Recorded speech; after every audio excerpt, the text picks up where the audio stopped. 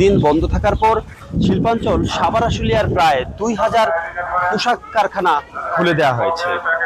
সকাল থেকে দেখেছি আমরা শ্রমিকরা স্বতঃস্ফূর্তভাবে কাজে যোগ দিচ্ছেন, কোনো রকমের কোথাও কোনো সমস্যা চোখে পড়েনি। এবং শ্রমিকদের নিরাপত্তায় কিন্তু আইন শৃঙ্খলা বাহিনী, বিশেষ করে শিল্প পুলিশকেও আমরা মাঠে দেখেছি।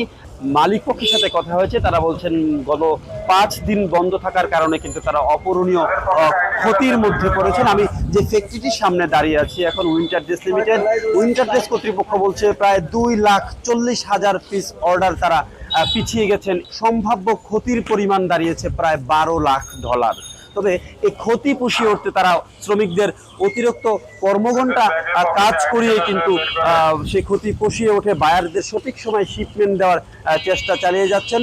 পরিস্থিতি যদি স্বাভাবিক থাকে তাহলে তারা হয়তো শ্রমিকদের অতিরিক্ত কর্মঘণ্টা কাজ করিয়ে সেই ক্ষতি পুষিয়ে উঠে সঠিক সময়ে বায়ারদের শিপমেন্ট দিতে পারবেন। এছাড়া শ্রমিকরা বলছেন তাদের যাতায়াতে কিছুটা সমস্যা হচ্ছে। অনেক শ্রমিককেই আমরা দেখেছি যারা সঠিক সময়ে আসলে ফ্যাক্টরিতে এসে উপস্থিত হতে পারেননি। মালিক পক্ষ আরো একটি বিষয়ে তারা অভিযোগ করেছেন। তারা বলছেন যে বিদেশি বায়ারদের সাথে যোগাযোগের অন্যতম যে মাধ্যম ইন্টারনেট পরিষেবা, সেটি তারা আসলে এখনো শতভাগ পাননি। সে কারণে কিন্তু বায়ারদের সাথে এখনো স্বতঃস্ফূর্তভাবে যোগাযোগ করা যাচ্ছে না, আর ফলে কিন্তু তৈরি হচ্ছে অর্ডার ক্যান্সেলের আশঙ্কা। সাভার থেকে আমার কাছে এই ছিল বিস্তারিত।